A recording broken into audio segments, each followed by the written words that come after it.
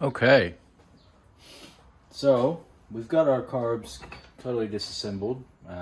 You'll see I've got everything kept in a little plastic container. Usually when I'm on the workbench, that's what I'm working with. I was actually inside at the kitchen table today because it was so hot. It was about 32 degrees out, so I just was hanging out in there. Now this, if you're ever going to do any carburetor work, I can't stress enough, just bite the bullet and get a decent ultrasonic cleaner. By decent, I mean size, like 15 liters. This is 15 liter. You'll find restoring motorcycles, there's so many applications for this. Carburetor wise, you want to be careful about what type of chemicals to use. Simple green, this is a concentrate version. You're never going to have to worry about staining the alloy of your carburetors with this. I've used many other products. I've been a big fan of CLR for a while, but it can stain the outside. And so because I got so sick of staining, what I started to do is if a carb's really dirty and I want it to be clean, I will actually get it soda blasted with baking soda, which is a whole other episode.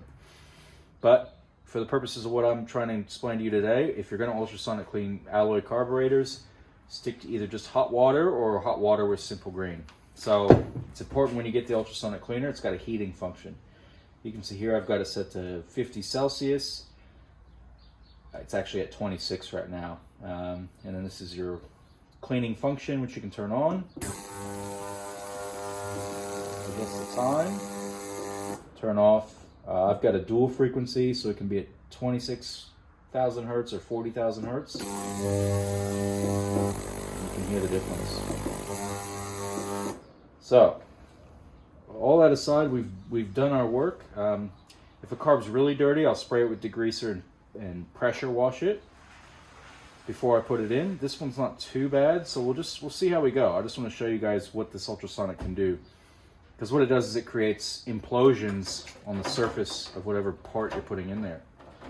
You want to make sure you get it fully submerged. I'm pretty much going to chuck everything in. A lot of the little bits are going to fall through the grating of the wire, but that's okay because I know I'm going to put gloves on when it's all hot and reach in there and get it all out. So because I'm not using any strong chemical cleaner, I'm not too worried about any plastic degradation or anything like that. So the only time I would advise you against not chucking everything in is if you have a really small ultrasonic cleaner, because the more things you put in there, it kind of dilutes the power of the vibration of the water and the surface implosion. So just be slightly mindful that you can't just completely fill the bathtub, hit go, and expect a result the same as if you just put one piece in at a time. But somewhere a happy medium is a good place to be. I'm probably going to leave this one out just because, I'll chuck it in. I got plenty of room. I'll have a 30-liter one here soon. So that's not quite hot yet, but I'm going to go ahead and start it, probably 20-30 minutes, and we'll come back and see what it's up to. A lot of times the results won't be super visible because the whole purpose of this isn't to clean the exterior. People get that confused. The whole purpose of this is to A, a bit of a hot bath so we can finally get that pilot jet out, and B, to clean all the tiny internal passageways that we would never be able to clean with a brush or a wire or anything. So keep that in mind. This is not the end-all be-all for external cleaning. There are many other ways to clean things manually. Internally, for a cast alloy part, there's nothing better than this.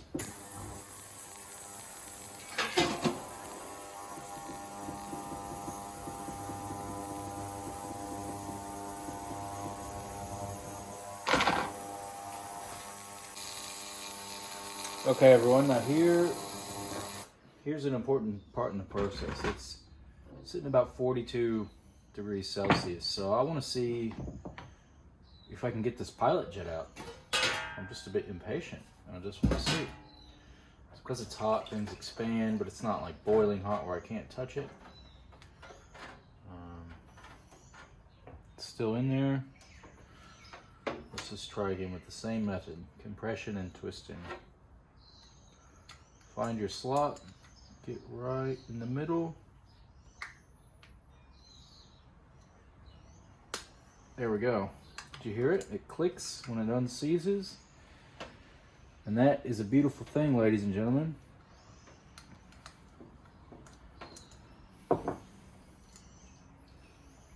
Boom. The customer's pilot jet. It definitely looks manky, I'll tell you that much. I mean, I've seen worse. We've all seen worse, but it's good when you find something that dirty, because you may have found the problem. So I'll chuck all this stuff back in, keep it going, and I'll show you how we clean these.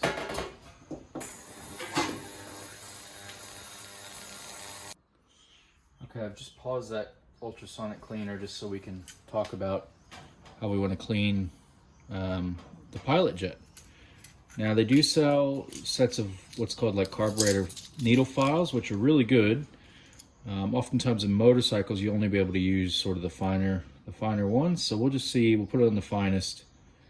See if it can go in there. Usually I'll spin it. It doesn't want to go, and that's how it really goes. Often with these pilot jets, you're not going to get these files to go quite through it. Now with your mains and other circuits, it's really good because they have serrated edges, so you can clean junk but without taking that off.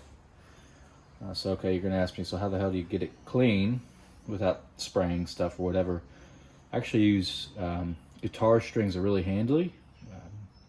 This is a 9,000, so 0.009 E string. So if you play guitar, you'll know this is a pretty standard E string. Go to your guitar shop, ask for a high E string.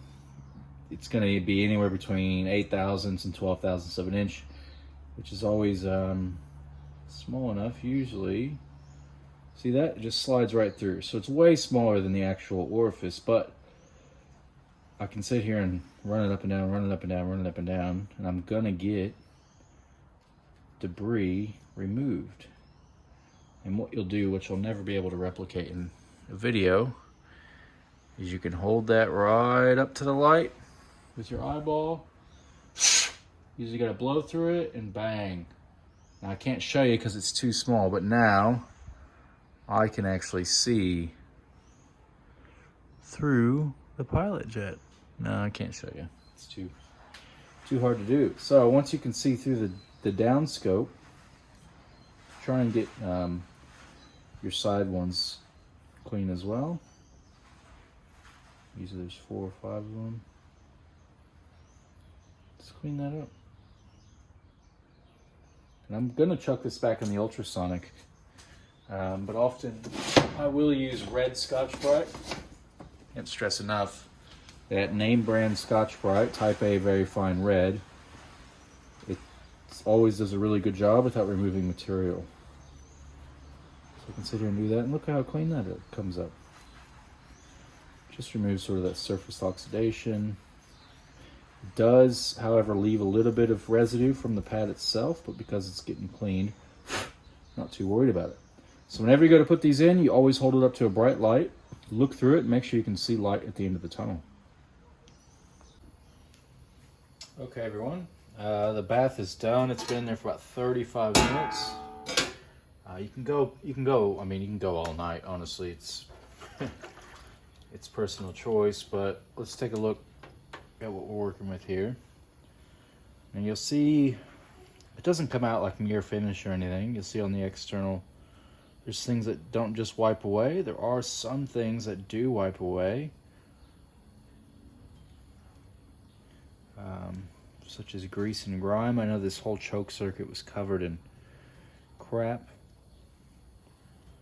So you can take, if you have a clean brush, make sure it's not dirty. You can sit there and scrub, and it's definitely gonna help. But I'm pretty happy with the way that looks, especially with sort of the zinc oxide things. They've come up super clean, whereas before they were all dirty, right? And like I said, the main focus for this process was to clean the internals, and trust me, they're going to be clean. Now, what I do while this is hot, brand new, fresh, because I don't want to forget, is I will grab some compressed air.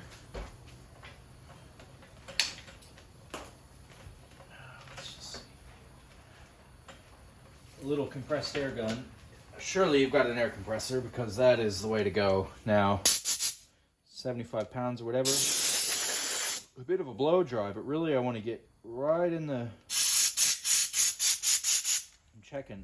If you saw some mist flew out where it's supposed to fly out, right at where the fuel comes in. So I go in and out on all of them. Your main jet, I mean, that's just going to blow right through the middle, out through the top. Now your pilot jet, this is the big one. Look how good that fits in there too. I got really lucky. Oh, see that mist? That's good. That's letting me know I've probably cleared any blockages. The other big one you want to get, so you got, what did we do? We did our float needle, our main, our pilot. Now the pilot is key. We'll do the choke as well. You should see that come out here. Whoop. There we go. Just a bit of reversing it. Now, let's talk about our... Now, in the previous video, I referred to this as a fuel mixture screw, which is my mistake, because this version, it's actually an air mixture screw. It still does the same purpose. It modulates the amount of fuel to air mixture at idle, but on some carburetors, you'll have it where the screw is actually on the air intake side of the carby, and that's how you know that the more you loosen it, the more air it lets through. Oftentimes on Japanese vintage motorcycles, you will find this on the other side, on the engine side of it, and that's when it's allowing extra fuel in. So the more you loosen the screw and open the orifice, the more fuel comes in. So it's very important to know. I mean, you'll notice before I mentioned about how the screw itself had a blunt tip, and I was expecting a needle tip. It's probably why, because the blunt tip is for air. So just always keep that in mind. We may not have had to clean this as much as if it was a fuel side, because the fuel side is way smaller than the air side, but still, we're going to blow it. Now on a constant velocity diaphragm carburetor, this is a part where you will actually blow compressed air and test that the diaphragm opens and closes, which will be another episode, but for now, just blow the crap out of this thing, get it nice and dry, blow all the debris out. That's the goal.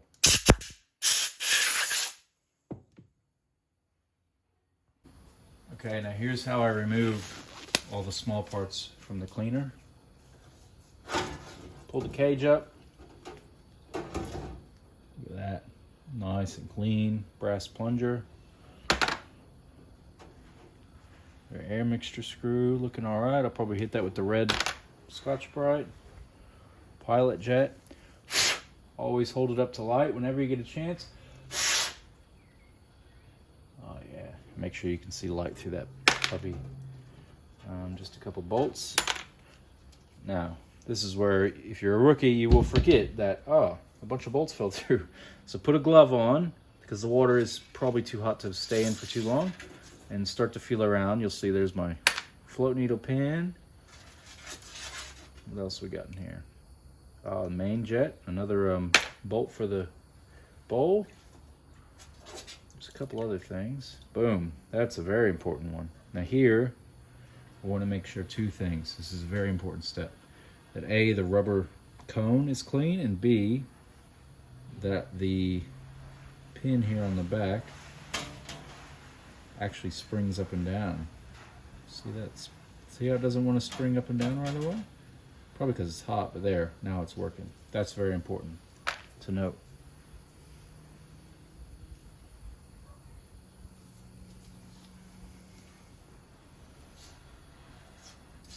What else we got in here? Ooh. Some washers. I'm very mindful that I'm also looking, if this was a fuel mixture screw carburetor, that there could be an O-ring and a flat seal in here. Now, I don't really see much left in there, so I'm going to leave it. I'll dry this stuff off. I'll start to rebuild the carburetor. Once this cools down, I'll go to dump the fluid, and I'll see what's left in the shallow bottom towards the end. Okay, now one thing I love to do with these float bowls, see how it's a bit tarnished? Functionally it's okay, but I would love to take this Scotch-Brite to it and just give it a bit of scuff.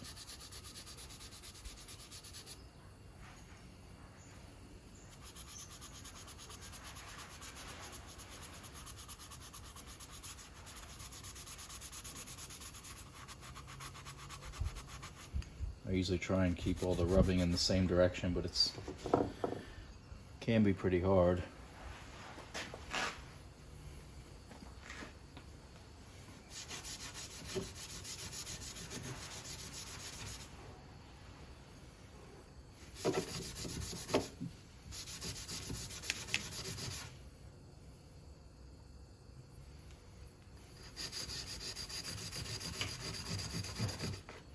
And what that's going to do is just give you a nice surface that just is free. You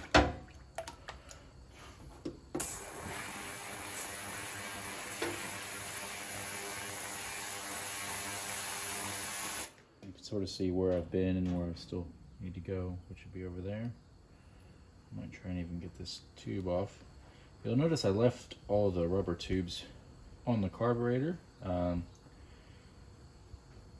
They felt a bit dry, honestly, and I was afraid if I removed them they would split, which is what I'm sort of feeling here. It's not going to be worth it to ruin a hose unless I had replacements on hand,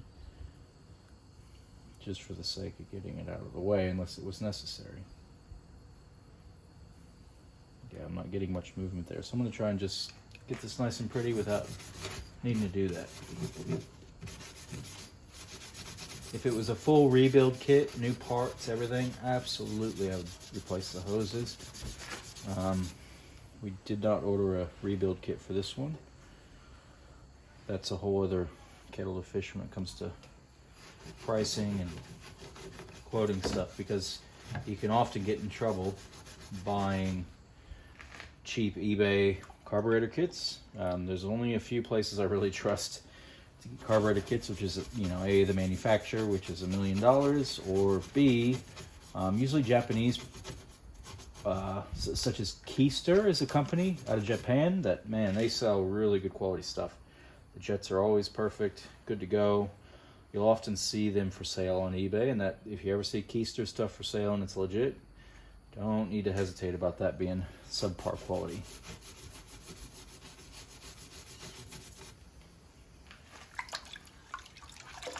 Okay. There we go. That's looking a bit better. It's not, you know, showroom quality, but we're trying to restore function to the carburetor. And that's going to help that.